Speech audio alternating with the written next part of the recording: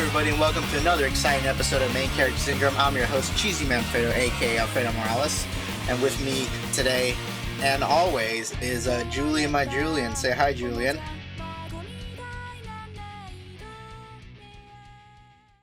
Julian. Oh, I did not hear the introduction. My internet must have cut out. Whoa, really? Did you not hear the whole beginning part? Yeah, that's weird. Sorry, listeners. Technical difficulties. Could you hear me, Haus? I could hear you. Interesting. Okay. Well, that's Julian over there. Oopsie doopsie. Say, there you go. Well, we'll hopefully this isn't a sign of future problems to come on this recording, but God, I hope not. We'll just pray the problems fix themselves. Before we get going, I'd like to say thank you to Never Pain and Asha for coming on the previous episode where we give harsh criticisms of their engagement, and they took it like a champ, which is pretty great. You can listen to that. That was the last episode. But enough about that. Let's talk about our new guest, House of Decline. There he is. Say hello. Hey, it's me. I'm in the house. I'm in Main Character Syndrome. I'm ready to talk about anything. Sports, gifts, Ukraine. Forget about it. I'll render an opinion on anything. God. What are we thinking about God lately? This guy over here, he could talk. He's a talker. I'll talk sometimes. I've had to. I've been in a lot of situations where some street toughs with shaved heads and who were muscle bound and they were wearing leather vests were after me. And I had to use, my gift of gab in order to get out of it and, convince them that they, didn't want to beat me up. Very much like Saul Goodman or another pop culture character who you all would recognize. Yeah, we need you to bring up pop culture characters because I have no context of, any real life, human situation unless you could trace it back to pop culture. I'm always saying, oh, yeah. What would Batman do in this situation? What would Batman do? I'm not like that. I weasel out of stuff. I don't punch my way out of stuff. I mean, there's lots of great examples of people weaseling out of stuff in history. I mean, in recent history, Donald Trump is the master of weaseling out of consequences. So maybe I'll try and be more like him.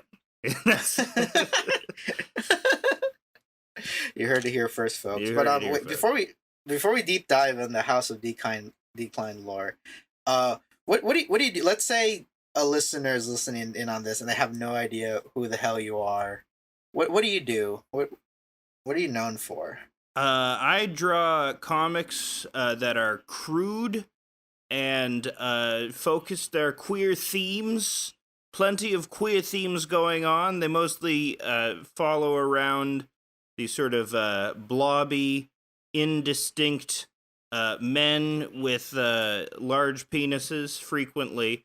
That was more of a feature of the early comics, but doing 600 dick jokes in a year, I kind of the well ran dry on dick jokes. So I'm doing them with less frequency nowadays. Yeah. But also because you get bored of it after a while. You can write only so many penis jokes of because for a while the idea behind it was, well, I'm not terribly technically skilled at artwork, but if I just bombard them with a lot of it, if I just do quantity over quality, then eventually something will happen. And that kind of worked out a little. But yeah, so very much the move in the early days was if I needed to write a joke, it's okay, what could a dick could be? A dick could be a rope. A dick could be a towel rack. A dick could be a telephone pole, and that was the source of an individual joke. But now I've just moved on to commenting on anything because, when you get into the process of writing a daily comic, you have to just mine anything for subject matter because, it's always, the terror of the blank page in the morning. How am I going to make something? I don't know what the fuck. I've lost it. I've lost my ability to be funny and it'll never come back. What's popular? Succession? Fuck it. I'll write a comic about Succession. So that's how that process works now. But yeah, so penis Succession. comics. If there's a Succession comic, I will retweet it. I can't think of any good Succession jokes. I just sort of want to draw Jeremy Strong's face. He's got a great fucking face. He's got those big wet eyes and those sallow, droopy cheeks, and he'd be very fun to draw. Come to think of it, they're all fun to draw, I imagine. I would like to do caricatures of the Succession kids. I can't wait to watch episode 2 of Succession eventually. I saw the first episode, and I thought, oh, this is pretty neat. I'll watch the rest later, and everyone's talking about the finale today as of recording. The finale's out, and everyone's eating it up. I'll watch it. I'll watch it eventually. It's good. Yeah, it's good. Check it out now on Max, not HBO Max. Max. Not on HBO Max, just on Max, which is an atrocious name. I hate it. But before we get into that, I'd like to compliment Haus in saying how much of a machine he is. It's insane, his output.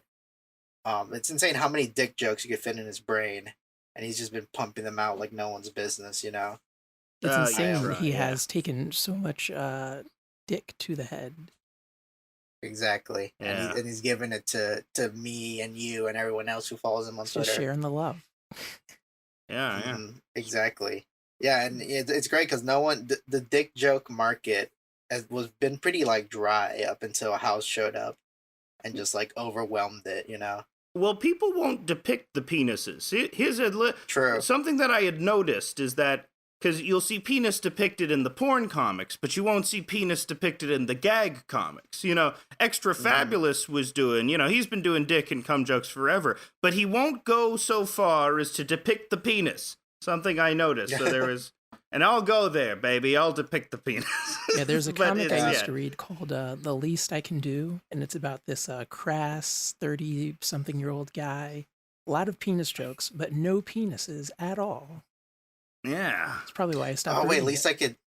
at least I could do it. I was just trying to think, like, damn, which comic is that? I know that the main character was a white guy, but it's the one where he's like this suave guy, and he gets like a bunch of women to have sex with him, and he's totally cool or something, right? Yeah, he's totally okay. cool. I remember that. He was totally cool. He was having sex with lots of women, and but also women are dumb because they have sex with me. That's probably why I stopped reading it. What is this? Is this like an Andrew Tate thing? No, this guy predates Andrew Tate. I would say it's funny. I think this guy, like, I'd say he's at least. I'd say he's turned around from last I seen. He's no longer this like guy who's trying to piss off feminists no more. And I think because he like got a daughter or something, and that's usually what happens. That's how they like, get you. That they realize that women. They realize women are people once they like have like a daughter, which is awful. But I mean, sometimes that works. Sometimes they get even weirder. That is true. Sometimes they do get even fucking weirder. But enough about lesser comics. Yeah. I really want to talk about just for this episode. I actually read Haus's comic Together. I read all the way through, and I was really, to be honest, I read it like I think maybe it was 5 a.m.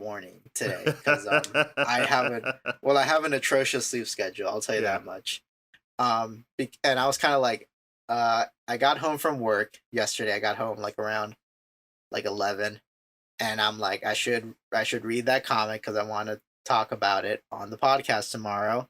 But then I got distracted by a voice call, and then I started to doodle because then I realized, damn, ever since I started my new job, I haven't had too much of an opportunity to doodle anything. So I was doodling, and then after all that was done, I took a shower, and I'm like, I'll read the beginning of his comic in bed, and then I'll try to read the rest of it at work because the job I'm at is very kind of like lenient with having your phone out, so I could have gotten away with like reading it at my job. Mm-hmm. But as I laid in bed reading it, I'm like, I could not stop reading it. I just had to find out how it ends, and I read the whole thing in one sitting. No, thank you. No, it was fucking amazing. It was I'm fucking blown away. I'm like, oh man, I'm not even trying to like, I'm not joking. I'm being 100% sincere. I got like teary-eyed reading it. I That's started great. crying a Thank little. you. Thank you. That was the desired effect. So thank you. That's I tried to do that, and it's hard to do that because you don't know It is if you're so being, hard like, to do that. You don't know if you're being trite or not. Like, you want to get sentimental, but you don't want to get hokey, and it's hard to skirt that line. There's I've read comics where people like kind of like cheat their way into like trying to make you sad or cry, where it's like, oh, this thing happened, and it's like, oh man, this is kind of sad, and I'm like, yeah, but I don't really like. I think what I like about and you know what, I think the fact that the characters in Together remind me so much of me and my partner, Mm-hmm. and I it also I guess helped that like I was laying in bed right next to them while reading it, and I was like, oh wow, this is like too on the nose for a lot of like what we got going on in our life. And Oh, yeah. that's why I got a little like teary-eyed about it. And it's a freaking damn like, say what you want about House's art style. I personally I like House's art style. Thank you. It is very simplistic. Yeah. Yeah, like, I like the line. who cares? Like, ultimately, it's like how well the writing is, and you also have a decent grasp at like composition, and that's kind of all you need. You just need like a decent enough grasp at composition. Just to make Mhm. if every panel is the same, then it gets really boring, especially with a style as simplistic as mine. But if you just change up the blocking and the positioning and lighting on a character, just very basic stuff, you can extend your simplistic art style a long way. So sometimes, I mean, I feel like, I mean, I'll say like I really like. There's no ounce of criticism I have for the story, but I guess like the simplistic nature of how it's drawn. Who cares? That doesn't matter. But I could tell like it was just, oh my god, it really did blew me away. You were also doing a lot of things that you don't do in your regular like 4-panel gag comics, so that was Mhm. pretty interesting to see. And it was fucking beautiful, man. It really like it really hit me right here, and I'm touching my heart right now. Yeah. In case you couldn't see. Yeah, and it's fucking, oh man, if anyone hasn't read it, I guess I luckily haven't spoiled anything major. Yeah, you can spoil the plot if you want, or we can get into spoiler territory. Spoiler, yeah, I'll get into spoiler territory right now. But please go to House of Decline's Twitter. He has it up there. It's a pinned tweet. It's a Fred, and you might be thinking, oh, it looks kind of long, but it really flies by. Yeah, you can read it in 3 hours. I think it takes to read. Yeah, it's pretty good. And yeah, I just love the story. I think I also really like I guess we're in spoiler territories now, but I think I really like the angle of body horror as something like beautiful, Body horror as like something that's like this beautiful experience. And I mean, you don't take away the terror, like it's still kind of horrifying what's going on to them, right? But you really are like kind of like the whole angle with like this growth that is growing in between them gets bigger the more they care about each other, the more they show signs of caring about each other, the more they like love each other. That's beautiful, and that's a very like kind of nice like twist, on like your typical body horror story, because usual body horror is very like kind of, oh wow, this scary thing is happening to me. I am becoming more of a monster, and it's a physical manifestation of how inside I'm becoming more of a monster. Yada yada, right? Yeah. But you're taking this as like you're almost flipping down his head, where it's like, oh, there's something very beautiful happening between these people, literally between them, and it's taking the shape of this horrifying like kind of weird tumor mesh flesh thing that is fusing them together, and it's scary and it's terrifying, but like the story is like expressing it as like, but maybe this is beautiful, maybe this is something wonderful, maybe like much like actual human bodies that change, because like I mean, I guess the go-to example would be like something like puberty. It's horrifying that this is happening to you, but like it's beautiful because you're going for that next stage of your life, but you take it like, being in a relationship is disgusting. You have to interact with a person on a very intimate level, which means knowing their their gut problems and, holding their hair back when they puke and seeing the worst of them. And, and it's a highly embarrassing and vulnerable process that does, at times feel like you're becoming this strange monster along with somebody. But a lot of that just came from a basic idea that I wanted to do in the narrative, which is like in a lot of stories, you'll see as the characters solve their little emotional arcs throughout the story, there will be like a countervailing practical problem in the narrative, like, Armageddon, they have to stop the thing from crashing into Earth, right? And Bruce Willis needs to get over his overprotection of his daughter. And once he does, he is able to save Earth, so his emotional arc translates to solving the problem. But what I wanted to do was, what if you had like a really positive emotional arc, but it just made the problem much worse? Like everything got worse because you were having this great emotional comeuppance that you're supposed to have in a story. Like you resolve all of your emotional problems, but as a result of resolving your emotional problems, the world gets destroyed. And I just like that idea, and I sort of wanted to shape a story around that idea as well. Which sort of, translates to removing stuff from their context, like body horror as beauty, or seeing the beauty in this act of, like, disgusting, fleshy vulnerability, Yeah, it's all freaking, it's great. And I think what's also awesome is, like, there's only, like, a handful of, like, I think of bodies of work that go for the angle of body horror or something beautiful. The one thing that comes to mind is, I think, this is a spoiler for something else, but I think it was that game made by the company that made Limbo. They made another game that's kind of similar, and that one kind of ends with, like, was it Inside? Is that the one where, like, the kid is in some weird, yeah, like... and spoilers for Inside. Yeah, he becomes part of that weird conglomeration of bodies that, and ends up free and outside eventually. But as this weird conglomeration of bodies. Yeah, there's lots of actually conglomeration of body stuff in the literature. The one that comes to mind for me was Society. Oh, okay, Society. I've seen Society. Yeah. Wait, is there a different Society, or are we talking about the same Society? We're the 1987, 89, late 80s Brian Yuzna movie where a kid discovers his parents are part of a group of weird rich people that all merge together and have like weird fleshy. They call it shunting, which is a great word. I love shunting.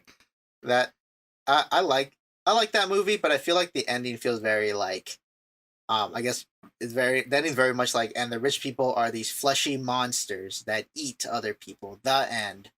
Yeah, that's I like those movies. You know that line of movies? It was also in the same line of directors of the Reanimator guy and the From Beyond guy. Oh yeah. Oh, I love Reanimator. I have yet to see From Beyond. That's From Beyond. It's crazy. Kicks ass. It fucking rules. Isn't there also like a lot of like pink lights in From Beyond? Lots of pink lights in From Beyond. Absolutely, that's probably a predecessor to that as well. But it is a libidinal force in From Beyond. It's this extra dimensional thing affecting poor Jeffrey Combs's pineal gland, and his pineal gland, he gets all like horny and psychic powery, and his pineal gland emerges like a worm from his forehead. That's so awesome. So fucking great. My burning question for Together, though, will we ever see anything more of that bioluminescence scientist? That was my favorite character. Oh, Teresa Horowitz? Yeah, she dies. She gets capped in the head. Yeah, that's the point is, Wait, Julian, did you finish reading it? Yeah. Oh. I was reading it like when it was new, but I didn't know that it was finished, so I went back to where I left off. Yeah, she's dead. She's totally dead. Yeah, there's not going to be a Together 2. There's not going to be the origins of Teresa Horowitz, where she's just doing PhD candidacy work. Which is good. People like that character. I tried to make her likable. It's sort of like a stock character, eccentric professor, eccentric doctor. But a lot of the character. There's a lot of characters in this story. I mean, nothing I say. I love the story to death. but there is a lot of characters that are kind of like your stock, kind of like Oh yeah, for sure. almost like B movie esque, kind of like, oh, here's your military guy, and here's like the guys in charge of the secret government stuff, and Yeah.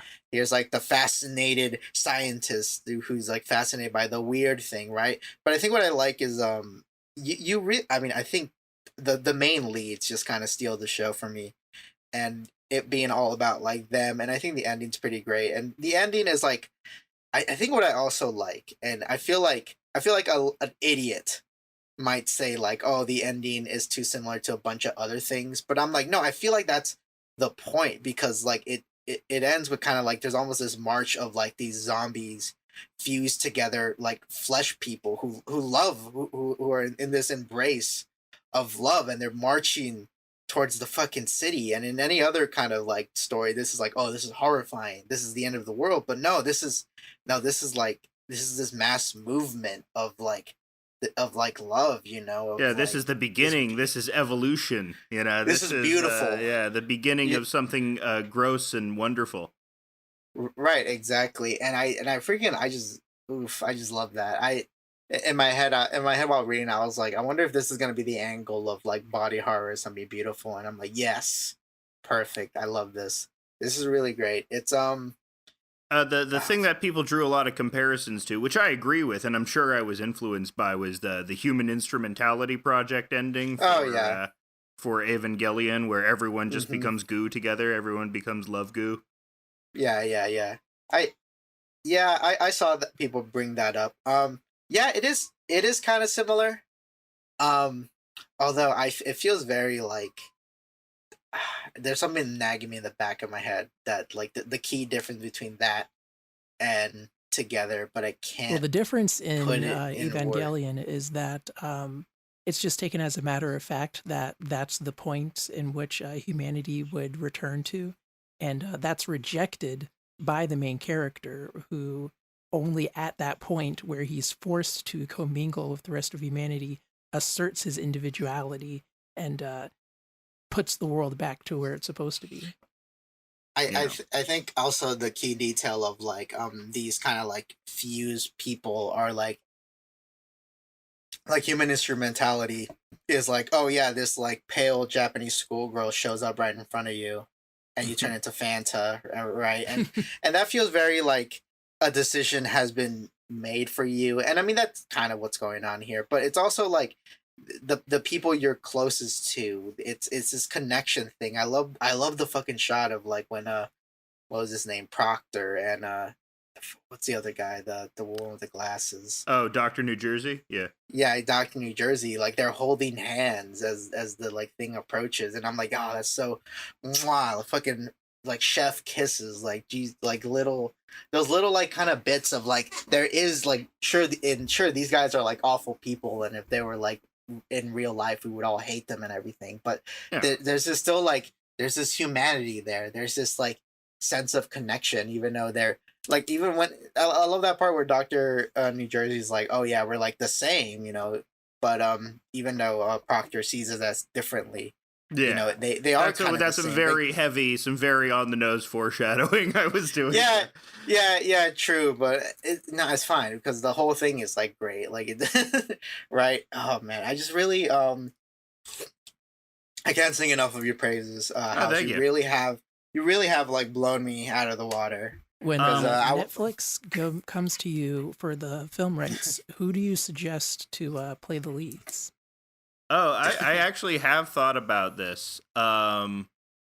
It's probably a weird choice, but I think he could do. He was great in The Fabelmans, so I would choose Seth Rogen for Nate. I was also thinking Seth Rogen. Yeah, and I don't know if you saw Fargo season 1. Yeah. But I really like Allison Tolman, who was Molly Solverson in Fargo season 1. She's been in a bunch of stuff, nice. And I actually like think of her like I think I subconsciously modeled Janice off of her. I'm looking up for. Oh, okay, cool. Those are good picks. Yeah, I think that's who I would choose. I think it'd be very interesting to get Seth Rogen. That being said, like, I might get too distracted that it's Seth Rogen. yeah, might choose an unknown. But it's very important to me that they be like a chubby. normal. Yeah. No, I agree. I love that they're like a normal. They're like a normal couple. There's nothing. I really love that you didn't make it like some sort of like special kind of. I mean, it's special in a very kind of like a norm. Like they're not like super handsome people. They're not like celebrities. They're not A-listers. They're not like from feuding families. They're not from Yeah. like. There's not all these like little things that you see in your regular romances that like spice it up. It's really kind of like normal, but I think that's kind of like the point. There's something beautiful about this like very kind of like I keep saying the word normal. Normal might not be the right No, word for what I'm saying. normal is the word, but very typical. Like people who love each other. My observation about people who love each other and Mhm. who have sort of relationships that are strained is a lot of the time the relationships are strained because of outside circumstances, because of capitalism, right? Oh, true. So I The wanted real to, villain. yeah, I wanted to write a story about that, about these people who are like fundamentally right for each other, but they've been beaten down by their work, by these sort of systems that are above them. A lot of this story is just about being jerked around by the healthcare system as well, Oh, being jerked definitely. around by universities, being jerked around Mhm. by the military, and you're just trying to live your life and love somebody else, but there's all of these fucking obstacles in the way. There's all these goddamn things True. that systems put between you and trying to experience that transcendent human love. And I think that's like the tragedy when you see like two people who are right for each other and you see their relationship go south. Mhm. It's usually because of these extenuating circumstances outside of their control, just these things that are promulgated onto them by systems. And that's sort of what the story's about as well. You know what's also I think super interesting is that like to be honest, this isn't even really that different compared to your gag comics. Now that I think about it, because like you do like do body horror in that from time to time. Yeah, You body do. horror romance. That's a y- very frequent subject of my This gag is kind of comics. like this is kind of just like the big budget version of your gag comic. It's like when they take a kids in Maybe, the hall maybe. gag and then turn it into a whole movie. Yeah. Well, because Yeah. horror and comedy are like very similar Same in terms of coin, execution. two sides of the same coin, right? Yeah, Because fundamentally, it's about that moment of surprise. It's about getting to true. the last page of like Junji Ito, and when the page The turn is gonna punchline. come, you're gonna see some fucked up shit, and you're gonna be whoa, that's sickening. You're gonna see der coming at you, and that punchline comes. Yeah, both comedy and horror have like a punchline. Yeah, those moments of surprise. Yeah, and it's that moment of surprise or sort of shock or that jolts you awake. It really makes your senses, it titillates your senses. And I think, that's why you see a lot of comedy horror crossover people. Especially now with Jordan Peele and that definitely. fella What Did Barbarian. You're seeing a lot of that. What's the name of the one guy who's been producing all those Halloween remakes? The David Gordon Green, Danny McBride writes those Halloween movies, which is very funny. Which it's interesting because those movies are okay to me. Yeah, they're not great, but what I think comedy directors or comedy writers are really good at doing in horror movies is they're good at establishing stakes by creating sort of likable characters by making their dialogue sort of funny. Like in a horror movie, it's always better. Like the tragedy is always more intense if you really like the characters. So it's more fucked up if something fucked up happens to people you like.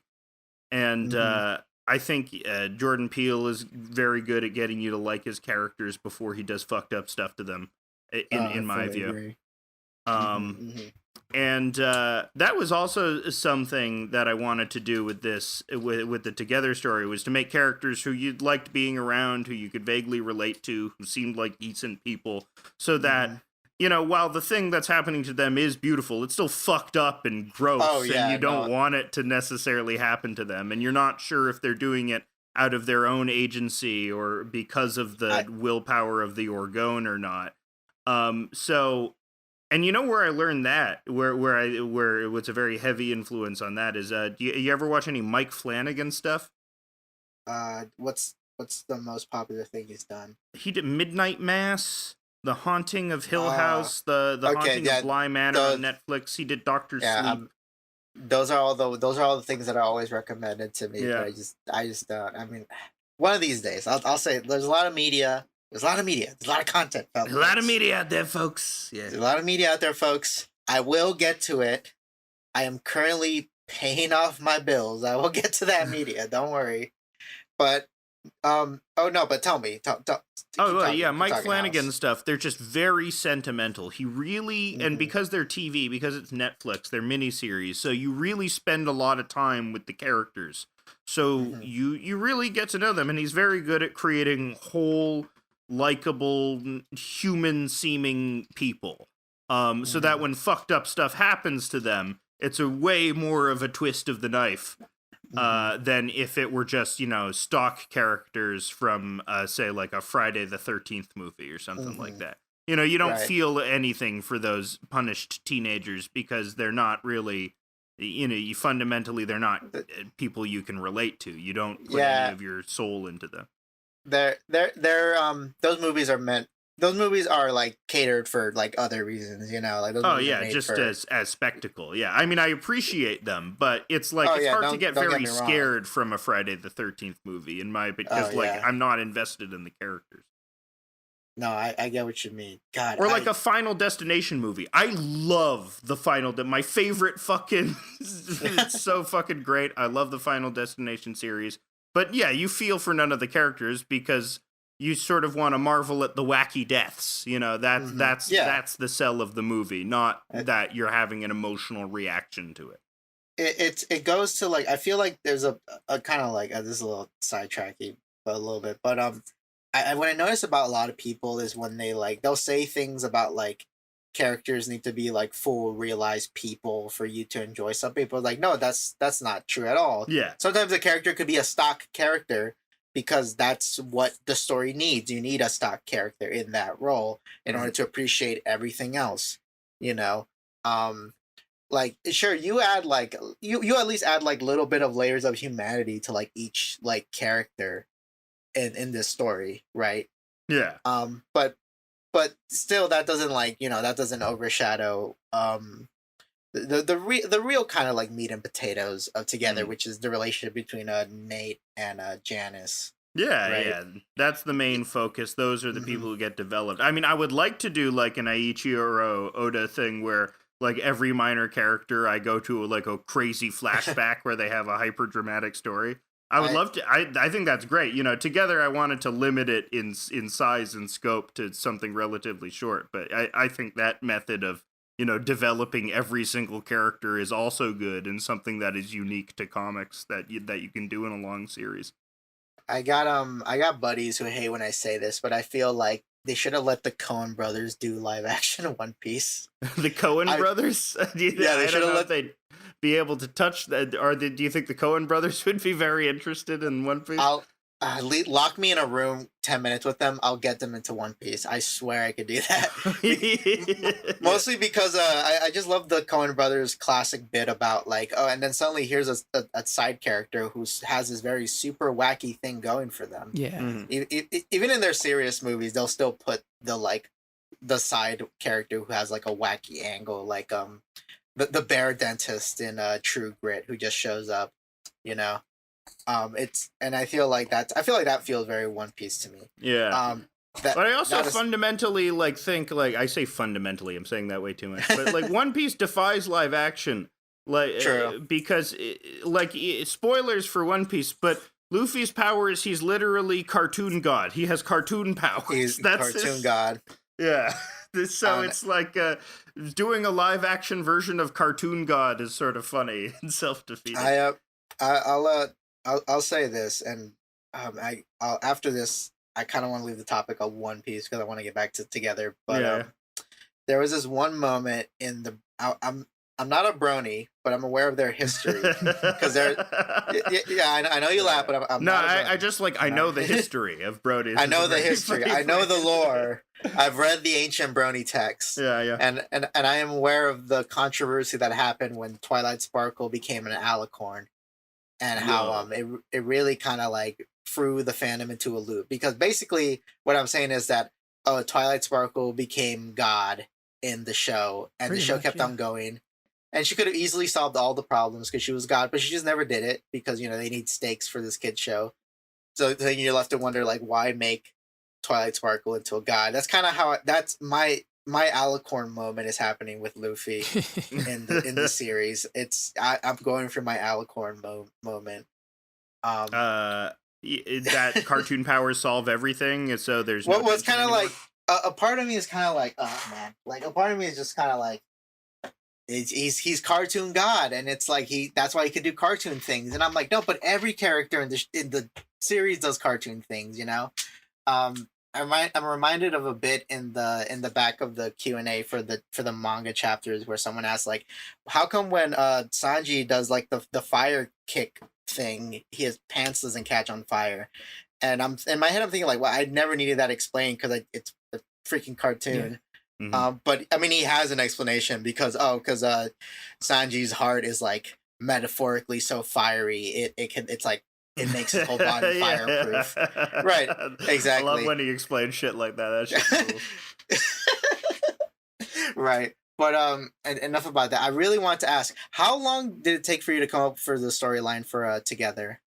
I had been thinking about it for a while. Like, I had the Mhm. basic idea of people getting just waking up with stuck together by the fingers, because I wanted to Mhm. do something that also sort of replicated the Kafka's Metamorphosis as well, because I really Mhm. like the structure of that, how it just starts and the action is already there. Like, within 3 seconds, within the first sentence, boom, you're right into the action. So Mhm. I like the idea of starting a story like that. I mean, you get a little, like a tiny bit of backstory before the inciting action occurs, Yeah, but that's.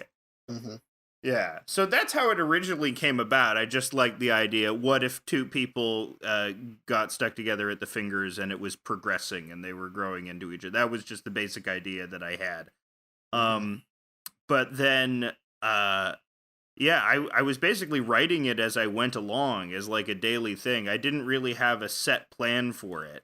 Um, it was just more to see if I could do it, Mhm. because I hadn't really. I was at that time I was sort of running out of cash runway, and I had a limited amount of months before I had to get a regular job again. So the Yeah, idea I've been was there. just, yeah, how quickly can I write a graphic novel?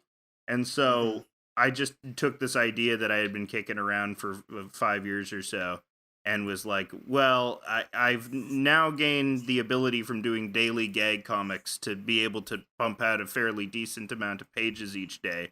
So let's see if I can keep that up. Oh, and like also the idea that, well, those Japanese manga guys that like work themselves to death and and their lives are utter hell. They're working 18-hour days.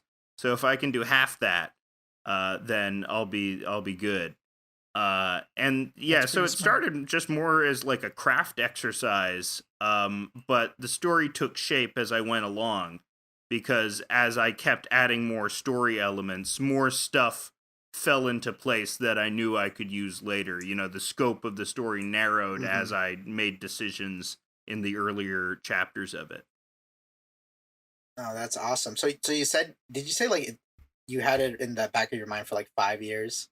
Yeah, well, just the idea. Nothing Mhm. nothing really developed, but No, I got you. Yeah, like yeah. you came up with I've been there before where you come up with like a premise, like, what if a thing happened to a thing, and Yeah. this thing happened, I'm and you just sitting have on that in like the a back of your dozen of mind. those. Yeah, Yeah. I have a lot of like this thing meets this thing in my Yeah. head, right? And Oh yeah, I'll yeah. I'll get to And those eventually, but yeah, you got to put them. You got them on the back burner. You got to keep those ideas there. But it was also just the idea seemed vaguely novel. Like I had never. I don't think I've seen like a people growing into each other through the power of yeah, love book before. So, and I hadn't seen it since I came up with the idea. So I figure, okay, this is something to go with. I haven't really seen something exactly like this before. So this is something worth pursuing. that's a wonderful thing about. I mean, I'll say this: most likely, it probably does exist out there in some way, but it's probably some book that was like very obscure, where the author only made like maybe 5 stories and then went into obscurity, never wrote again, and it's like floating out there maybe. Mm-hmm. Right. So you should never really let if this idea is original not scare you. I think what's beautiful is as long as it's made by you, it will be original. Unless you're like word for word taking it from something else, but Yeah, unless you're you're not doing that. plagiarizing. Yeah. Yeah. I mean, I'll say this. I mean, I already saying its praises. I think it's really great. I think you really knocked it out of the park. There's a hand. There's a couple of like cartoonists that I'm big fans of. That in my head I told myself like, no matter what they make, I will always buy it, and I don't care if it's bad. I don't care if it's just okay compared to the last one. I will buy it because they convinced me that they're really great. A couple people would be Daniel Klaus. I will buy any Daniel Klaus book. Oh yeah. Right. The other is Tom Scioli, who is the creator of Transformers GI Joe. Okay. And I love that. And I love that book. It's really good. So and he's done some pretty. He's done a lot of misses recently, but I'm still gonna buy them all because I've told myself I'm gonna do that. And I'll say this House, which whatever comes after this, I'm gonna buy it. I'm gonna get it. I'm gonna be there. Oh, I appreciate it. Yeah, I've been trying to go to publishers, but it's been you know how hard it is to get something published. House, you wouldn't believe. I'm listening. There's something kind of interesting that it's like that I'm like realizing. Well, I mean, I guess I already realized it, but it's kind of like I'm kind of already doing the stuff that the pros are doing. Mm-hmm. It's just that I'm just not as popular as them. And that's like the one difference because I'm listening to podcasts with like industry professionals that I like, and they're talking about where do they get like their books printed, and the company they say is the same company I use. Mm-hmm. So it's like, okay, we're all getting it from the same people. We're all basically doing the same thing. What's the difference? Well, they're just more popular ultimately. Yeah, right? yeah. The idea that they're a publisher has been reinforced more publicly than you have, even though you are a publisher. I think I do want to see this like published in a way. Or before reading it in the back of my mind, because I remember I DM'd you about that, like, because how it kind of works nowadays, if you want to do the indie stuff, is that you have to just kind of just self-publish and distribute it yourself, and that's a very like annoying thing to do, and it took me kind of a while before I kind of had to accept that like that's kind of what I have to do. Mm-hmm. Although after reading it, I'm thinking like maybe this might just be good enough to just go straight to a publisher, but even then, there's like so many like already good comics that fall through the cracks, Yeah. Oh yeah, and even if you do get published by a major publisher, there's no guarantee that that's going to contribute to it selling more. I mean, you don't have to commit to the hassle of like ordering paper or whatever. But there was this big kerfuffle because I saw there was some like Drawn in Quarterly or Fantagraphics? Some Fantagraphics book had sold like 4 copies all year. Oh yes, yes, like We talked about that guy in this podcast. Yeah, we did. We actually we talked about him. That whole situation is very kind of particular. I'll tell you this. I don't think you'll have that problem because you're very active online, and this guy, because I looked into it, this guy is basically like dead online. Like he's not active. He's not like you're out there. You're out there. If your name was Craig and the internet was the Creek, you'd be Craig of the Creek because you're out there every single day. Okay. Right. Like I've heard that show is good. I've never watched. It's very good. It's pretty good. It's just like kids like LARPing, and they take like the LARP like it's 100% serious to them. It's pretty cute. It's pretty cute show.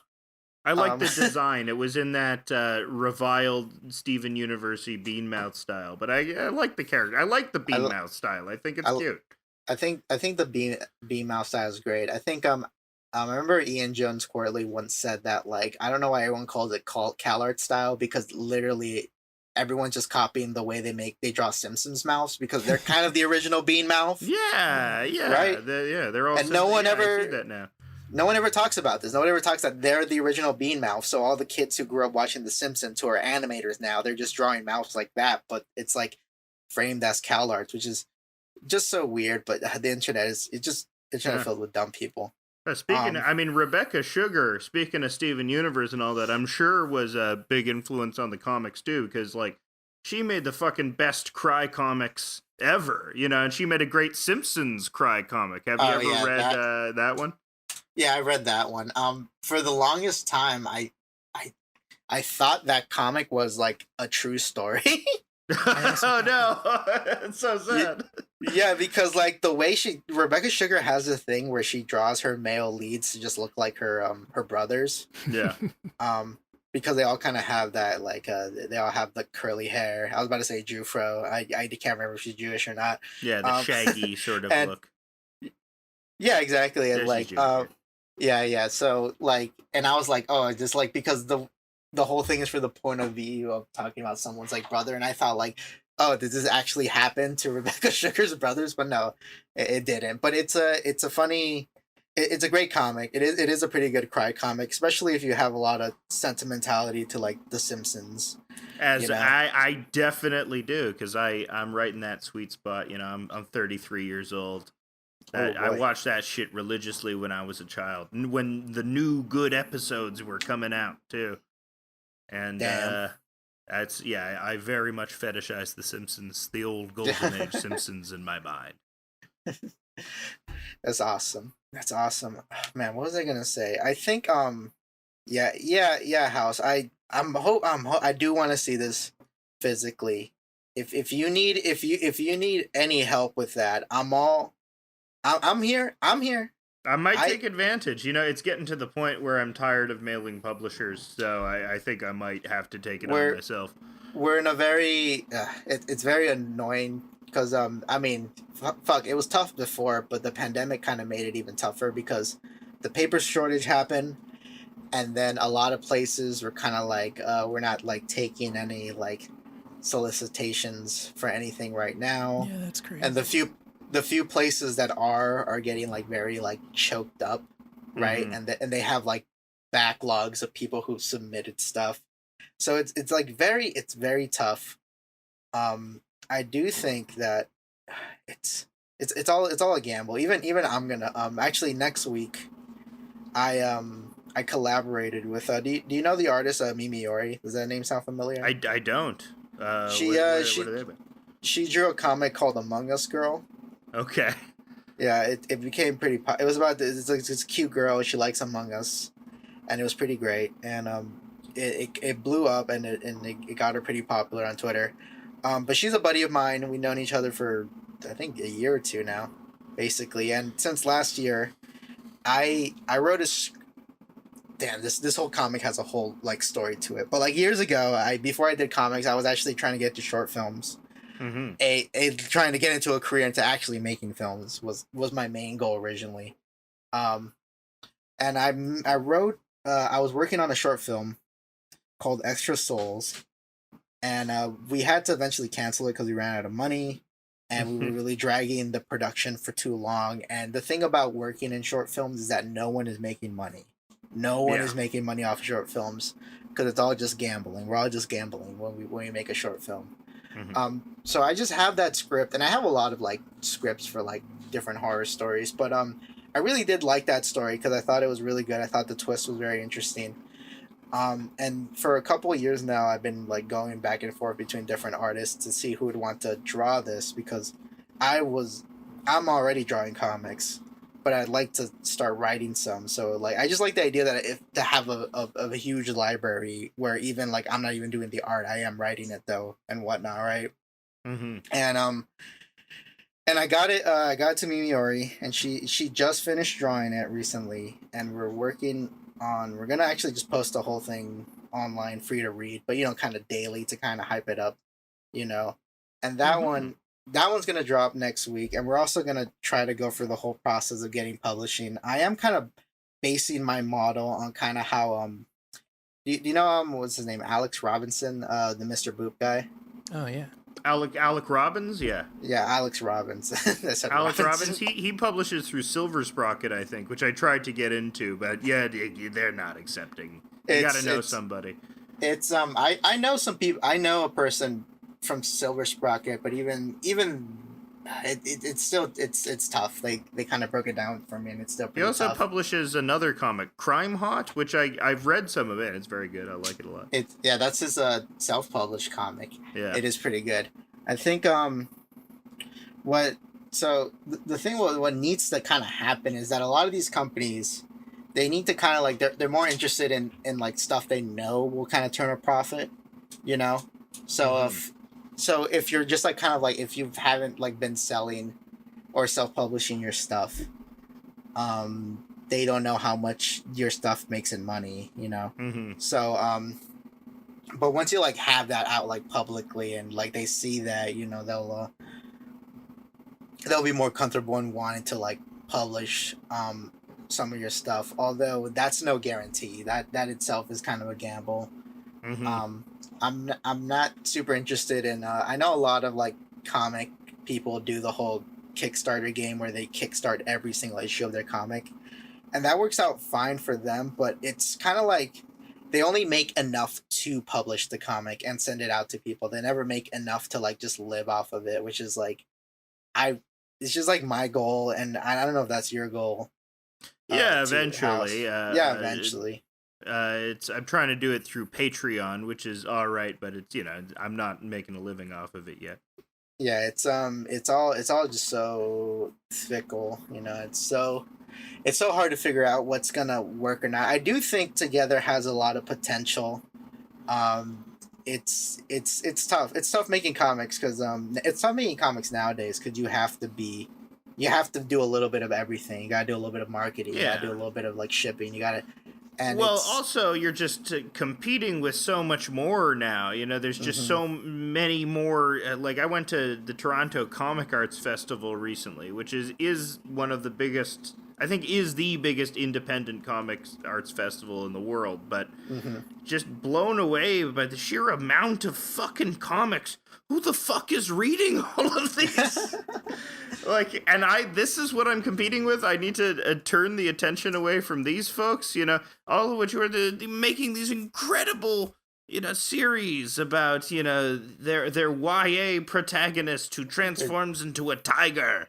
And, you know, it's called Tiger Teen. And they've self-published 80 issues, and it's got like gorgeous art, and you know how can I compete with Tiger Teen, you know? But yeah, I'll do it.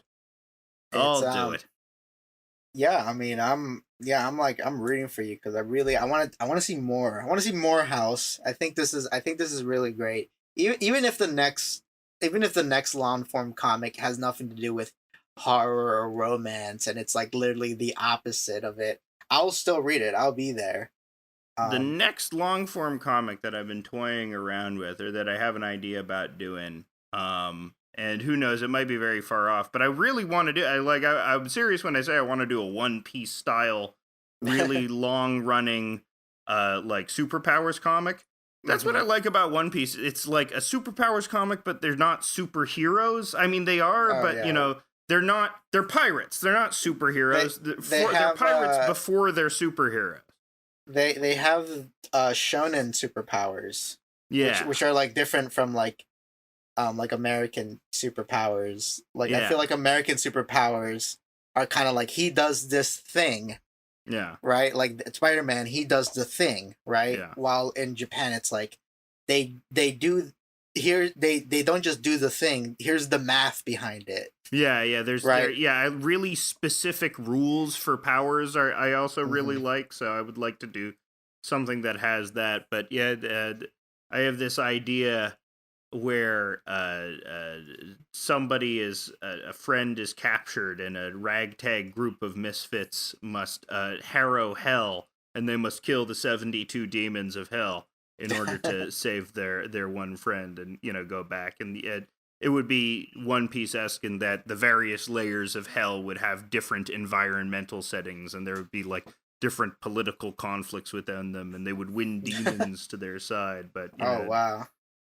This is like this highfalutin plan I would have where and it would last forever. It would take a really fucking long time because, Oh like I said wow. before, I would give like Senor Pink style backstories to every minor character, and that yeah, that's pretty awesome. Are you it sounds like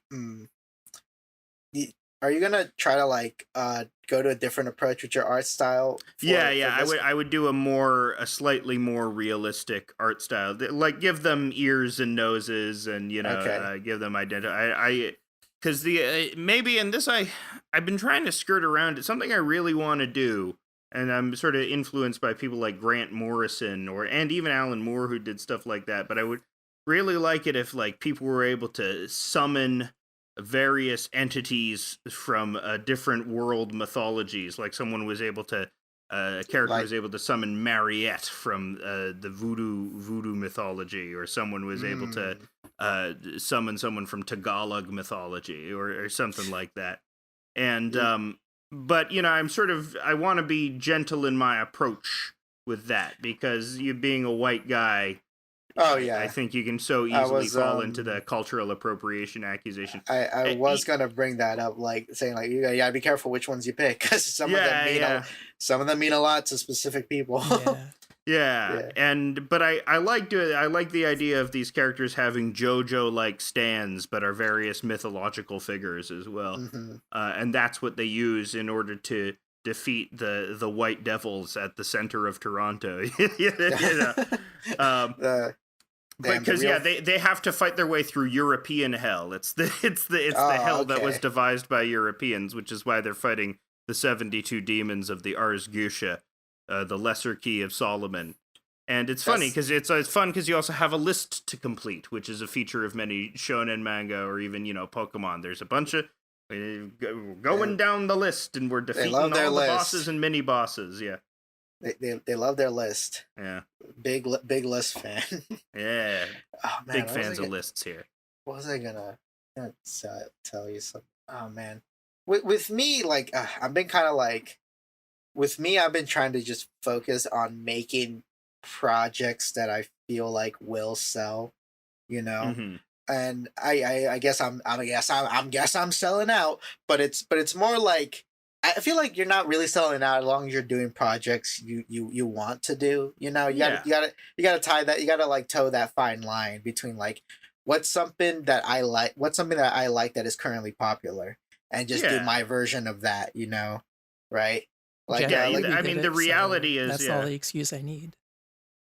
mhm, Yeah, if you're trying to make a living off it, you're always living at the nexus between art and commerce, and that right, is a exactly. negotiation you have with yourself.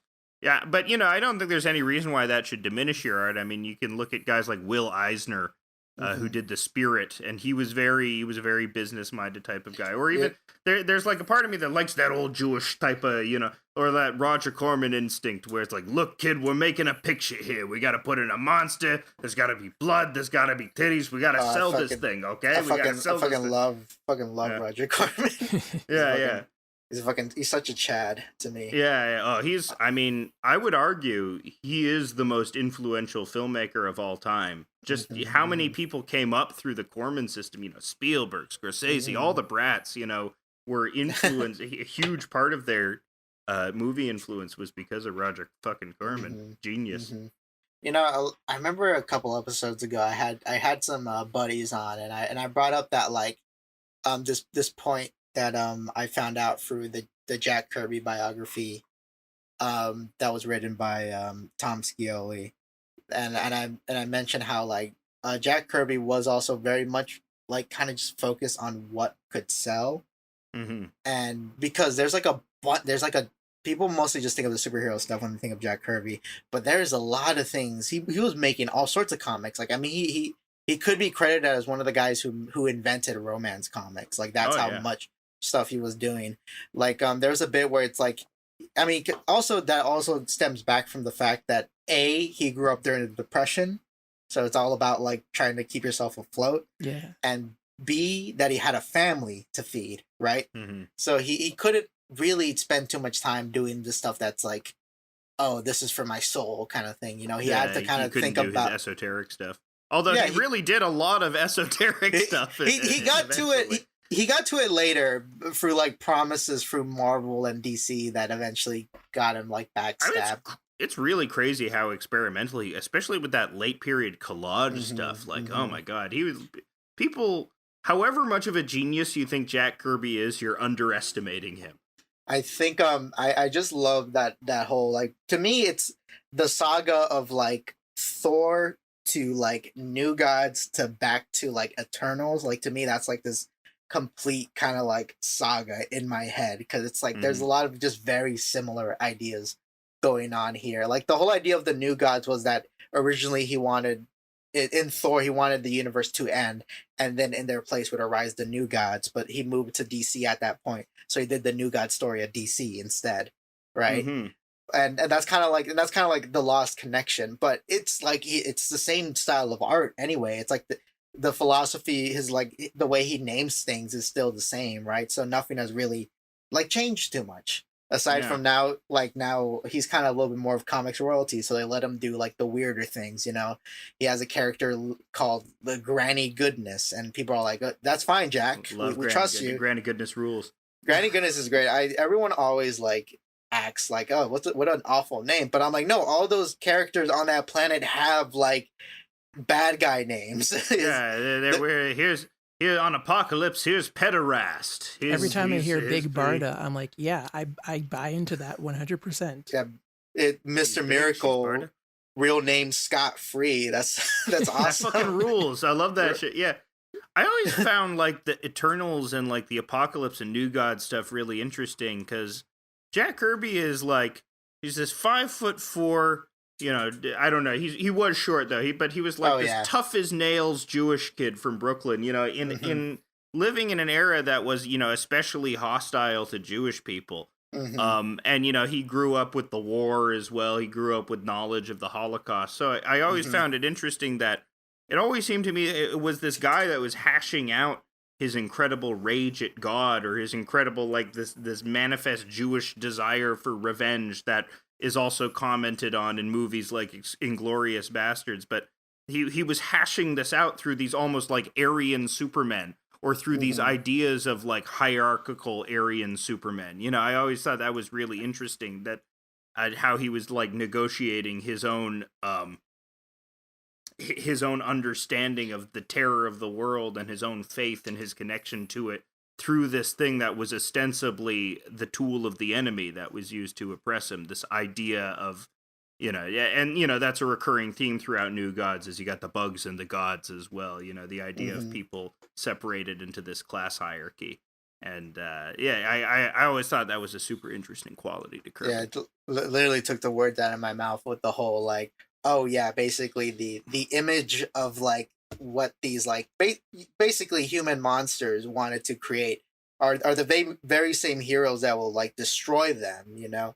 Like the prototypes, like the original prototype for Captain America was literally a god that came down from Mount Olympus to take out they couldn't call him Hitler they didn't want to call him Hitler at the time because they didn't want to be on the nose, but literally I think they had like I think maybe it was like Hades or something, who was like masquerading as Hitler in the kind of like the prototype of Captain America. But then he got very serious about like, actually we should be in the war because they need our help. And then, you know, you got the character Captain America, and the rest is history, folks. I think also like the Captain America is how Jewish people felt as well. There is how like we are deserving of this power. Because, you know, we know what it is like to be on the receiving end. We fight because we have been historically oppressed. You know, it's even within our religious literature of, you know, of Passover. You know, it's always every Jewish holiday is sometime we narrowly avoided genocide. You know, that's what we're celebrating, and that sort of, you know, and so we're skinny Steve Rogers, right? We're skinny little Steve Rogers. And we have earned that sort of Superman power. We have earned the thing that the Nazis want because we have been acquainted with suffering for that long. Of course, that idea goes way out the window with Israel, but we're not gonna talk about that. We're not gonna hash out Israel. Nobody's put. Yeah. You know how it's comics, baby. It's all Yeah. it's all over the place.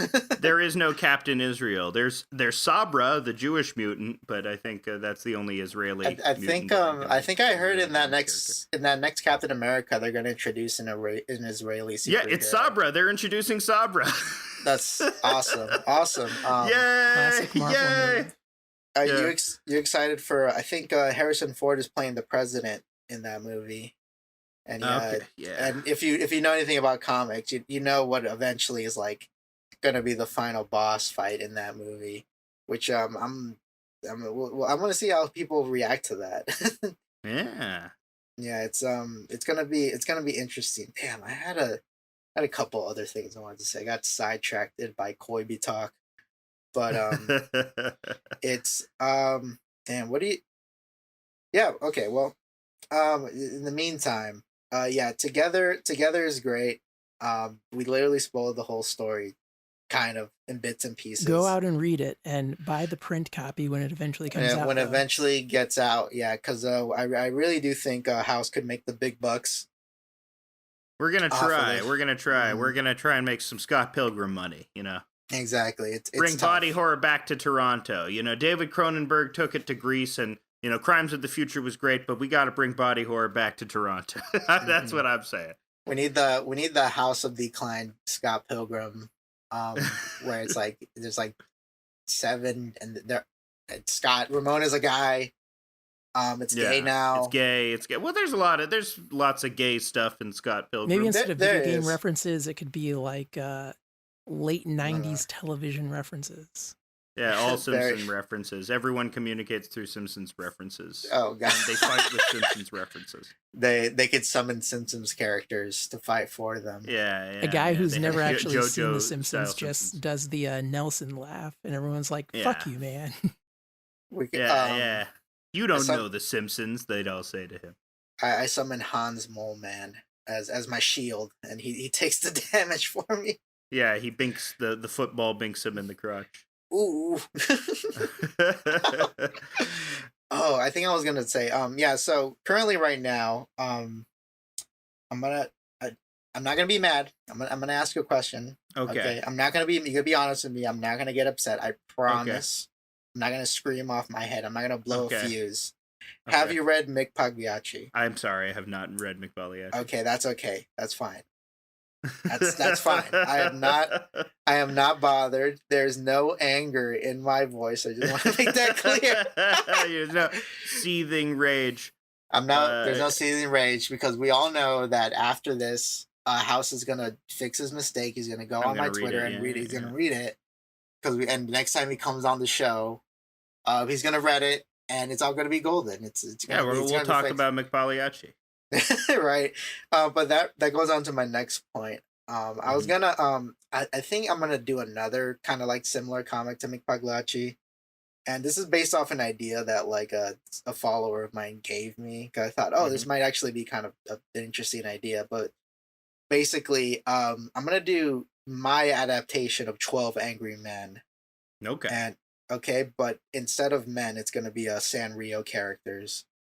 Okay, so Right. Hello Kitty and Hello Kitty, Cinnamon Bun, Keroppi, and My the Melody. egg Gudetama. Maybe we'll see. And Yeah. and my partner is very invested in this idea. They want to be the artist behind it, which I mean I don't mind because I really have I have like 3 other comics in the back burner right now Mhm. that are like slowly being rough draft. And recently my local artist collective, I found out that we have a booth at our local Pride Festival, Okay. and they're all like, okay, if anyone's got any gay comics, now is the time to finish them. And I'm like, oh, Now's the time. I had a gay comic that I could probably revive and put it in a little book and sell it. So there goes another comic in the pile to be working on, you know. Yeah, there you go. You're hitting him with all angles. We're making straight comics. We're making gay comics. We're making We're making asexual comics for the asexuals. Right, you can't put all your eggs in one basket, you know. We got Yeah, pool you're toy missing out on the comics. huge. We got the diaper ace- comics. Yeah, the diaper comics. Well, you're already making the sexy clown comics, so you already got that iron in the fire. Right, exactly. It's all there. I'm doing my every other week little funny gag comics based on like dumb jokes that I've come up with in real life. Um, it's comics for days, and I would have probably been more worried about it, but I started my new job and I like it. I like my new job, which Oh is a yeah. first for me, and looks like it's paying decently. It looks like it's paying very decently, so I'm probably don't have to worry too hard financially for the next couple of months, which is That great. rules. Yeah, exactly. It's Can a get beautiful. focused on doing 12 Angry Sanrios. Yeah, 12 We're thinking about maybe calling it 12 Angry Mascots. I'm tempted to like maybe even tweak the court case that they're doing to kind of make it more appropriate. I'm not sure. Like an I think in-universe sort of court case. Like this could only happen maybe in the Sanrio land. or make it Yeah. or make it like meta. Maybe we're doing some sort of commentary on it because I'll tell you this comic is very Agretsuko finally took a life. Agretsuko is accused of murdering somebody because my of her aggressive Miss attitude. Retsuko, it tells me here in your file that you like death metal. What does that mean? I Everyone's stereotyping her because of her. I So it's like a West Memphis 3 sort of thing. don't don't get me started on my Agretsuko comic. I have a whole I got a whole that story where it's a porn comic too because I was thinking like my one criticism of Agretsuko. I've seen the whole series. I've seen it all. My one criticism is that there wasn't any gay sex. I really do think the There could have been series more gay sex. there could have been more gay sex. That would have been my like production notes. Yeah. Like maybe if I we mean, had a that's a little more problem with most movies. Yeah. yeah, exactly. There's like so many like movies that I feel like could be elevated if they just added the gay sex in Yeah, it, if they just had some blowies, Right. right in the middle of the movie. No, I have A few good men. I was expecting there to be, a few good men like the title promised, but all I found were some talking guys. No men of action, No one was sucking each other off. No one was lubing each other up. some of No one was putting their hands in the praying position and diving into an asshole like you do when you have gay sex. Yeah. one thing that kind of surprised me about Together was that the main focus was a straight couple. And Yeah. that's like the one bit of like I think that's the one bit of like well House is the gay guy, House is the homo. He's got Well, I think that it's also because this is like my nightmare. This is my nightmare of what straight relationships are like. This is like you know how like my joke about Hellraiser is that's a movie about what a gay guy thinks straight relationships are like. Oh yeah. You know what? It's funny that you mentioned that. Not to we'll go right back to hold that thought. It's funny that you mentioned that. I remember hearing that someone saying that gay people loved stories about straight people, like awful straight people or like terrible things happening to straight people. Like gay people eat that up, because I was talking to my collective and they were saying like, damn, not a lot of us don't really have too many gay stories, and I was like, well, you don't actually need gay people in the story. Like if you make a story about like something awful happening to like straight people, like gay people love that. Oh, they eat that shit up, right? Yeah. I also think it's like I think with heterosexual relationships, well, you can be very similar, but in some way there is like a physical gap, literally a physical gap that is harder to bridge. With like a gay relationship, because if you're a person with testosterone, sometimes it's easier to figure out what another testosterone-laden person is thinking, or because you can relate it directly to your emotions. So I'm like fascinated by that sort of slightly larger gap of physical experience that men and women must overcome in order to have like a functional relationship. And I think that's part of the story too. Pitch a comic to you. Yeah, pitch away. Yeah. Go ahead. Elevator pitch it though. Oh yeah, it's definitely an elevator pitch. All right. Very short. All right, good. Basically, the premise of the comic is that we have this girl. She's an internet journalist, and she's noticing that a lot of her stories are getting altered before she can actually like publish, like break the story. and she decides to investigate further. And the city that she lives in is controlled by a huge media conglomerate. And she discovers that the media conglomerate is actually like manipulating information for their own gains. And normally it's not something that like anyone would notice or really care about because they're all like, that's their society, that's how they live. And it's sort of like she's in her own little like they live moment where she's looking through the glasses and she's realizing all these things are getting like controlled by this unseen organization that's manipulating the world around her. But I want to, at a later point in the story, kind of like flip that on its head, where her life completely falls apart in her pursuit of like the perpetrators, and she is forced to join them. Like they see what she's doing, and they're like, "Hey, we can use you. You work for us now." And I want that to be the initial premise before we're introduced to all the other characters that the story will expand into, where like, because now she's a part of the organization, we are forced to see the people working for the media organization as people, and we get tapped into their stories. This is a pretty long elevator. My apologies. No, it's fine. I keep retelling it to try and shorten it each time. No, you told me this idea before, Julian, but Haus, tell us what you think. It sort of it reminds me a little, like, not to say that it's wholly derived from. Did you ever read Transmetropolitan? Yes, I love that book. Yeah, has some shades of that in that it's information warriors, journalist wars, media conglomerates that you have to fight. Of course, Spider Jerusalem would never join them because he's like this impossibly, he's too good of character. Yeah, but this would be about a character who's like obsession eventually subsumes her willpower. Also kind of reminds me of a movie with like terrible politics, but is sort of compelling in my view as a character study or about the nature of obsession is Zero Dark 30. Oh, I haven't seen that yet. Yeah, that was. It's like a monstrous movie that basically says that torture works, and it was justified to use torture in order to get Bin Laden.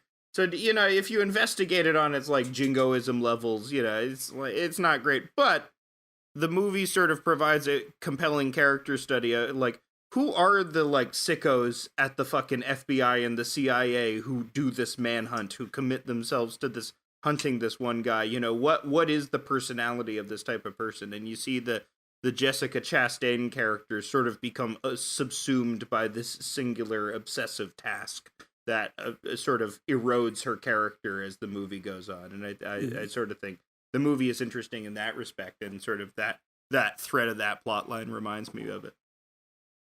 Nice.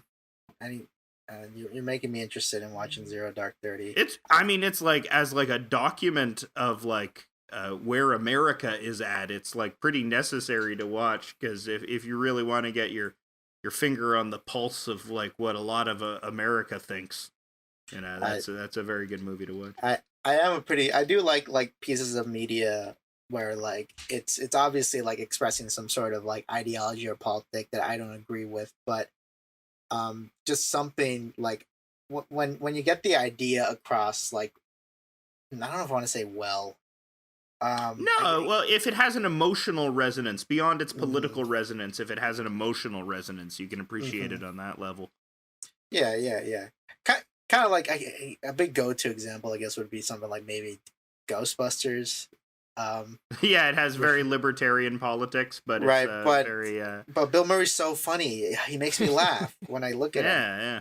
I mean, it's fun. I revisited that. I hadn't seen it in forever, and the joke that made me laugh the most was right at the beginning, because I never understood it as a kid. I didn't know what they were talking about, but right at the beginning when they're paying for the new building, and they say they remortgaged Ray's house at 19% or something, and I was like, "Oh, that's no, that's a lot of money." Yeah, good thing Ghost at 19%. You didn't even bargain with the guy. Yeah, that's a great line. Yeah, good thing ghosts are fucking real, and they managed to capture them.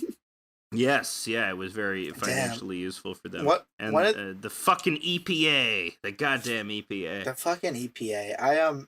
it's funny. I'm tempted. I might do this eventually when I get more free time, but I'm tempted to make a video that's basically me pitching Ghostbusters 3 because I know that the version in my head will never happen, but I kind of want it to exist in a way, you know. And my pitch is basically and stop me if I already told you this, but my pitch would Okay. be basically, you remember that whole controversy that happened with like the all-female Ghostbusters With team? Lady Yeah. Ghostbusters, yeah. Yeah, with the lady Ghostbusters. Well, imagine if that happened like in universe in the Ghostbusters world, right? And and basically, I would have Bill Murray like be the villain of the movie, but it's not that he's like malicious. It's more like he's incredibly rich and lazy, and that's why he is kind of low key the villain of the movie, not because he has some ill will towards like Lady Ghostbusters, not because he So Bill Murray or Peter Venkman would be the villain? Peter Venkman. Okay. Right, but it would be basically about how, I mean, the movie would start with I'm gonna run it out really quick, but the opening would be that the Ghostbusters fire. It'd be that Ghostbusters have become corporate. They're basically like pest control, and they have but like, you know, a multi-million-dollar pest control company that's all over America, and every city has a Ghostbusters. They make a shitload of money through that, right? And all the former Ghostbuster members are like super rich now, Mhm. except for fuck, what's his name? Oh god, this is gonna be mean. The black one. What was his name? Oh, I forget. Winston Zeddemore. Yeah, Winston. He gets racistly screwed out of his share of Yeah, Ghostbusters because he wasn't a founding member. yeah, exactly. He's kind of like he's kind of just been stuck in that position, even though technically he has like the label of being a like a higher up person. He's still Yeah. just doing the Ghostbuster stuff, which is kind of like, you know, it's like frustrating. And the movie, my story does like address that. But basically, it would start with like their original firehouse is like a museum now, and people all over the world come and like visit it. And there's like this possessed guy who's possessed by a ghost who sneaks in, and he opens up that like nuclear reactor that has all the ghosts. And it basically what it does is that it encloses that section of the city in like a ghost dimension, and it's basically just a metaphor for like an environmental hazard. Basically, has like Mhm. cloaked like 1/5 of the city, and it's like slowly growing, right? And the Ghostbusters, Peter Venkman and the Dan Aykroyd character are, well, Dan Aykroyd is the only one freaking out. And there's gonna be this one bit where Bill Murray, throughout the whole movie, he is just at this beach house and he never leaves it. The whole movie, he's just at this beach house, and the only scenes that he really gets are like when Dan Aykroyd shows up in a helicopter and says that like, "Oh, we have a problem. We're totally screwed here," right? And then Bill Murray suggests like, "Wait a second, let's just distract people. You know, like people are all about this progressive shit. Let's have like an all-female Ghostbusters team, right?" And then they formed that team, and they like, you know, paraded around and whatnot. And So he cynically forms a female all Ghostbusters team in order to capitalize off of. for like He does woke capitalism. Yeah, he with does the- woke capitalism, right? Exactly. And but the Yeah. thing is that like there'd be one joke where it's like, well, there's already been all female Ghostbusters teams in like Middle America, so it's not that Yeah, like yeah. amazing. But they're pretending those teams don't exist. And Yeah. and then it turns out that the lady Ghostbusters are actually good at their job, and they're trying to solve the problem of the freaking environmental hazard that's growing in New York, right? Anyway, it gets too big, and now they're all like, okay, now we got to address it. Now we actually have to spend the money to fix it. And then Bill Murray's like, okay, you know what? How about we just throw the lady Ghostbusters under the bus, and now just keep distracting people longer, you know? Right? Mhm. And they do that, and they all get fired, and that becomes a whole big thing. Ultimately, that's basically it. I don't really want to get too far into it, but Okay, yeah. I got way more going on, even like a whole ending where like there's this like awesome like Avengers Endgame ending where all the Ghostbuster teams from all across the country show up to help solve this massive problem, right? There you go, and you can have them in all like the Texas Ghostbusters have cowboy hats. Right, and, exactly. Yeah. You know, a good way to actually get this movie made would be to pitch the premise of the ghost effect expanding out and engulfing the city to Sony as like a game mechanic, and Oh, they'll say, wow. "Oh shit, we could like put this in Fortnite or whatever their version of Fortnite is," and you could just sell the whole movie on the premise that marketing is covered by the inclusion of this Fortnite event where the dome that the players have to run away from is a ghost dome. That'll be here- for the tie-in. Yeah. Here's my pitch for Ghostbusters 3. They get canceled after they accidentally go to the Anne Frank house and bust the ghost of Anne Frank. Uh-oh. And it's just terrible. It's just a nightmare all around. That's That's awful. It kind of reminds me of well, would you want the ghost of Anne Frank, or like would that be disrespectful to the survivors of the Holocaust? It'd be funny if there was like a family that sues the Ghostbusters because like they captured the ghost of our great grandma and we want her back. Yeah, lots of premises. We should even have like continue the libertarian politics of the Ghostbusters. Like Peter Venkman is busted after like trying to hook up with someone underage, and they have to bust ghosts in order to get him out of jail. And it's like a half-baked sort of premise. They need to. I had this idea for, I'm gonna keep talking about this story for Ghostbusters history, but the ending I kind of had in mind was that the problem gets so big they do like nostalgia pandering, and they're like, we're gonna bring back the original Ghostbusters team to solve this big problem, right? And Peter Venkman is like he's pretending that he's gonna finally leave his beach house, but then he fakes a heart attack and he's like, oh, I'm not physically fit to go back. Oh, right, like he's just so he doesn't have to show up, right? And of course, the reassembled Ghostbusters can't solve this problem. That's when all the freaking cross-country Ghostbusters show up, and they're all like, oh, we're here to solve the problem, and Dan Aykroyd's like, oh, that's great, and then all the teams say, but first we want to get unionized. we don't want to do this until we're like unionized, right? And he's like, oh fuck, and then he's like, okay, fine, but we got to put it to a vote, and they all say yay, right? So they get unionized on the spot. Cut back to Peter Venkman in the beach house, who finds out about this and says like, what the fuck? And that's the thing that actually makes him get on the helicopter to fly to New York to stop it, right? And then yeah.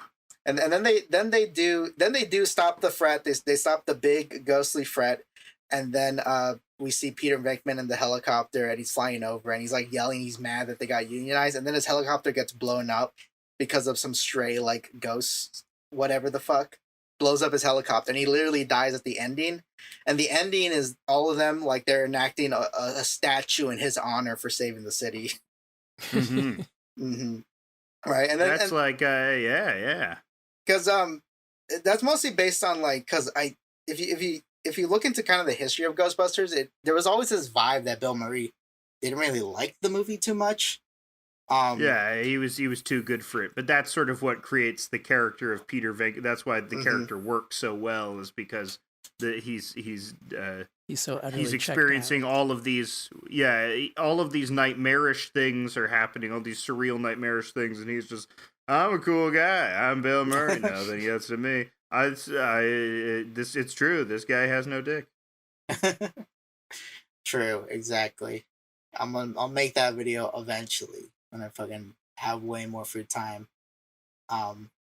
Aside from comic ideas in the back of my head, I have like 1,000,000 video essay ideas because because I'm a freak who wants to constantly keep working on things. You know, we need video essays about iCarly. More video essays. I mean, there's a lot to say about iCarly because Dan Schneider is one of the most terrible people to have ever walked this earth. Oh, what did he do? Well, okay, maybe not the most terrible people, but he's a fucked up guy.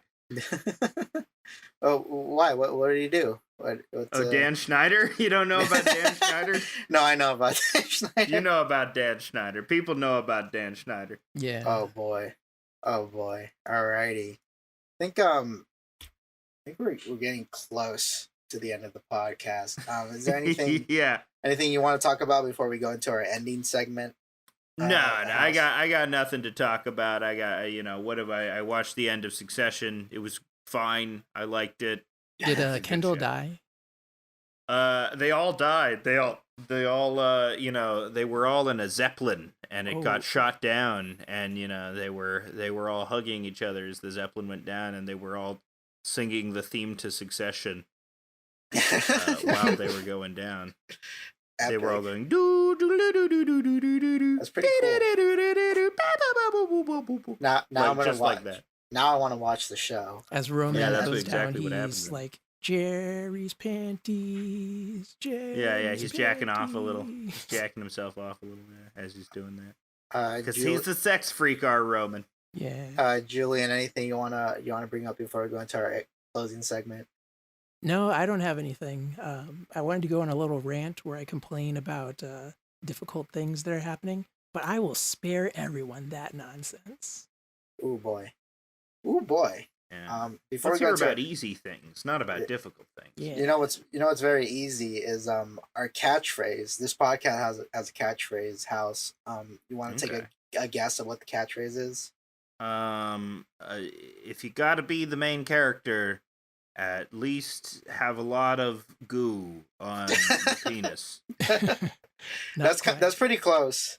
That's pretty close though. That's like dangerously close. But the catchphrase is "We love women." Is the catchphrase Yeah, of this women. They're great. A1. We're pro women. As you could tell from my Ghostbuster street pitch, it's all about the one women. of our top genders. Absolutely. Top 3 genders, women. Yeah. It's up there. I'll tell you that. It's up there. And with that being said, we're gonna go into our ending segment, which is who deserves to get canceled this week.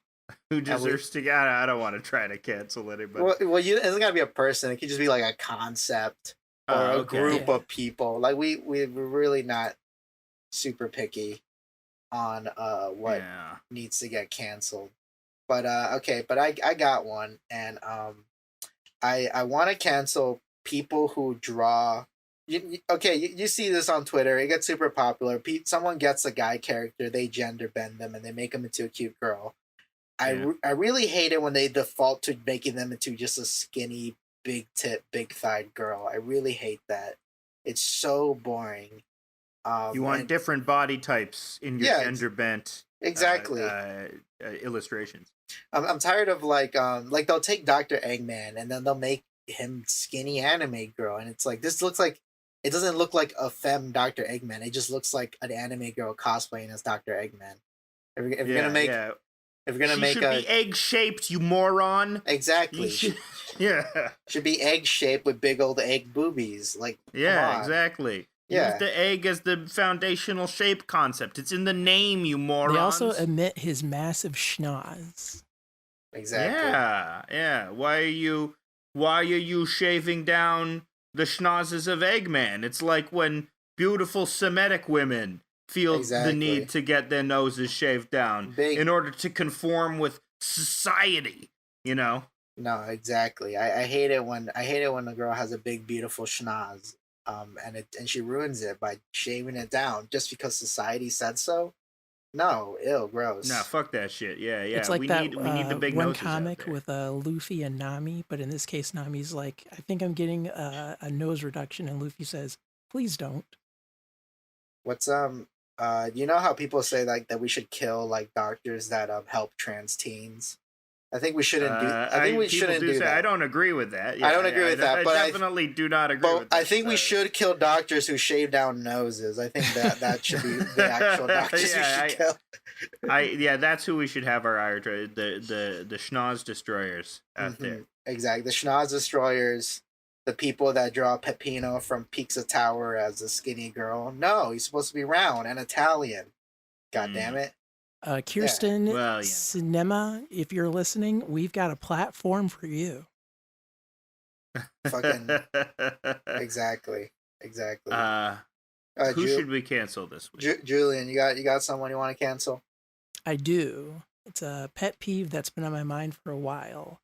You know how you talk about anything on Twitter and then bots immediately show up with a response that has nothing to do with what you're saying? But you keep talking about it and you keep consistently getting the same answer. I hate those. I need those canceled. Like, isn't that the whole thing that Elon like based his purchase on? Why is it still happening, Elon? Oh God, because he was a bot the whole time. He was the bot. Holy shit. He wants to make people into bots. His was it Neuralink got approved for human testing? Yeah, that's Hell crazy. yeah. That sounds Fry those hard. monkey brains. Fry those chimp brains. I like doing As- things with my hands. I'm not so hand-cucked that I need to do things with my brain.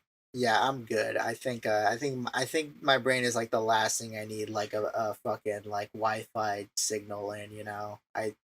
Hot take. Not into that. Oh man, you're gonna. Cancel You me know, if you will, but I think we should continue to use our brains normally. I say less bots, more thoughts. You know, we Yes, need more please. Of thoughts. course. Of Replace. course. If I could, like, if I had like, Thoughts, of course, THOU. yeah, exactly. THO, as in that ho over there. Yes. It's pointing. Well, it's me pointing to Socrates and saying that he's a thought. Or Get there a are load thoughts of going this on guy's there. thoughts. Exactly. Yeah. If I had like an infinity gauntlet that I could snap my fingers, turn all the bots into thoughts, I would do it. No hesitation. Right. Well, there That's- are a lot of thought bots. The other type of thought, the that- derogatory woman. the nuance, the nuance take of like Yeah. pro anti thought, anti bot, pro thought bot, hmm the centrist take. Yeah, the middle road. Right. Thoughts and the bots, por qué no los dos? Exactly. Anyone you want to cancel House? Anyone you think? Who do I want to cancel? Maybe I'll just take out this. I have an enduring obsession, hatred obsession. Don't want to cancel the fella, but I would, I would like to see misfortune befall him. Mm-hmm. You know this fella J.J. McCullough?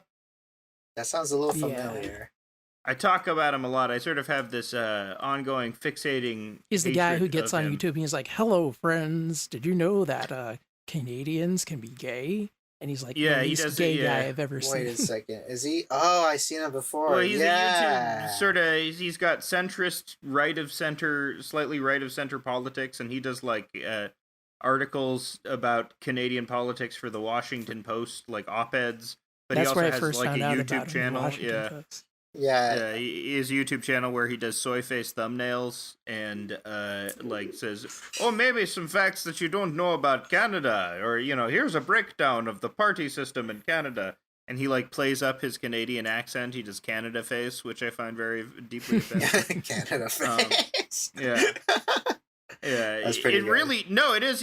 I do think he like exaggerates his accent because he's carved out his niche as a Canada YouTube man with like vaguely non-offensive politics. But I review his like he was also a cartoonist. That's how he made his bones before he became some sort of YouTube person. And I was looking at his cartoons from 10 years ago, and they're as Islamophobic as any editorial was cartoon was 10 years ago. But it's funny to see this guy who is like pegged himself as being very innocuous have these somewhat strident opinions. Or some cartoons are like weird, they don't even go anywhere. They're not like clever or interesting, and I find his art style to be like jejune and Oof. so yeah, I don't want to. I don't know about canceling. I mean, I know we're joking about. I have been canceling. very vocal against his opinions, or perhaps lack thereof, when it comes to the whole like discourse regarding the indigenous languages and like Yeah. government documentation. People are pushing against that, even though it's been a thing for the longest time. Yeah, he's like, I don't know if he did like push back against the indigenous grave sites as well or something like that, but I don't know. I can't talk about JJ McCullough for too long. But I sincerely dislike that man.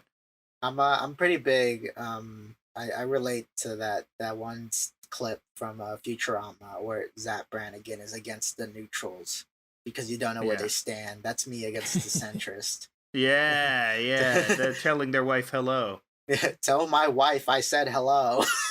Fucking love it. Oh man, that kind of reminds me of not to speak of it too long. There's this one guy, I won't say his name. He makes a certain kind of video essays that I hate because he only ever gives like half of a point. I kind of don't really like too many people who like who end their video by saying like, we might never know the so and so about this and that, and I'm like, no, just give your take. Just give your take. be confident in your take. Who cares if it's wrong? It doesn't matter. Don't worry about being wrong or anything. Just give your take. You don't gotta be like, oh, we might never. No, you clearly done all this research. You clearly have noticed something that you have a take on, and maybe you don't want to offend your audience, but I rather you just give a fucking take on it. I'd rather you be solid in something, instead of this middle in the road shit. And that man's name, Nerd Rider 1. Yeah, nerd. I haven't seen enough nerd writers to base an opinion on him, but yeah, that's what I keep hearing. You'll discover it before too long. Yeah. Were you saying, House? I get why people feel the need to qualify their opinions as, this is not the only opinion. This might not be correct. Who knows? Everyone is valid, because if you are too strident about it, you'll have people coming into your comments being like, you are a fucking monster.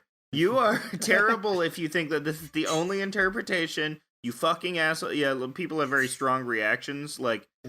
People, you always have to qualify the fact that you're giving your opinion by saying that this is just my opinion, Yeah, even though that's already assumed. Yeah, that's just the annoying thing about it. It's kind of like people who start their YouTube videos with I didn't really know how to start this video, so I'm just gonna ramble for the first 5 minutes. And it's like, dude, why am I here? They do the thing where they ramble, but haha, my rambling was revealed to be a part of an actual thing. It was all planned. We're like, yeah, obviously it was planned. You put it in the fucking video. Yeah. It's to put the fucking together. Yeah, performing imperfection in order to seem more homey or authentic. Yeah, I'm pretty I'll be braced, and I'll be confident in my views. I made a video called "Why You're Wrong About Amber and Invincible," and I'm pro Amber. I'm people team were Amber. Crazy about that. People were sending me death threats. That's not true, but people were assuming things about me. People were making their little assumptions, even though I was 100% right, and no one has been able to debunk me on it. That's just how it is. I'm just already right. I'm already just correct in my opinion. Yeah, I can't. If I don't have any Amber opinion. I don't know Invincible that well, but I'm sure you're correct. Thank you. The house got me, and with that, okay, who did we cancel? Canceled Dr. Eggman. I think Julian canceled. Who did you cancel, Julian? Annoying Twitter bots that are way too consistent. Okay, annoying Twitter bots. And House canceled that his evil Canadian brother. JJ McCullough. Yeah, exactly. Yeah. Canceled him. His brother in arms. His brother in maple syrup. I have to take responsibility for him. Exactly. If he does a terrorist act, I will have to take responsibility for him. It's kind of like it's kind of like post 9/11 and how we treated the Muslims, only with Canadians. Yeah, exactly. Yeah. If there's any Canadian terrorists, Lord knows there's going to be a lot of Canadian discrimination. I'm picturing in my head a giant bottle of maple syrup hitting the twin. Yes. Yeah. Oh no. Yeah. Oh a big hockey stick hitting the twin. 75 new Twitter quote-unquote documentaries hit Amazon with the elevator pitch. How hot is the melting point of maple syrup to melt steel beams?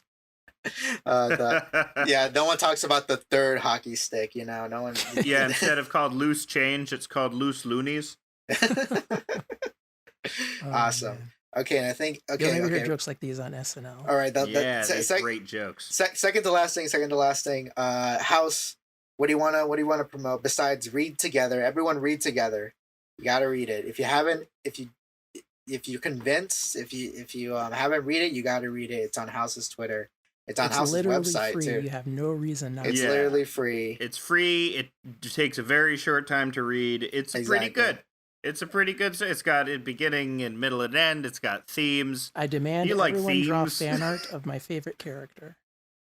Of who? Teresa Horowitz. Yeah.